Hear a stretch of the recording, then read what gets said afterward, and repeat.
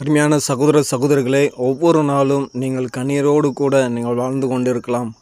ஆனால் எதற்காக இந்த வாழ்க்கை நம்ம வாழணும்? இவ்வளோ கஷ்டப்பட்டு, இவ்வளோ வேதனைப்பட்டு ஒவ்வொரு நாள் நம்ம வாழ்ந்து கொண்டிருக்கிறோமே, நம்மை கண்ணீரை காண்பதற்கு யாருமே இல்லையா? அமே நாம் கண்ணீரை வடித்து கொண்டிருக்கிறோமே என்று சொல்லி ஒவ்வொரு நாளும் நீங்கள் ஏங்கிக் கொண்டிருக்கலாம், தப்பித்து கொண்டிருக்கலாம்.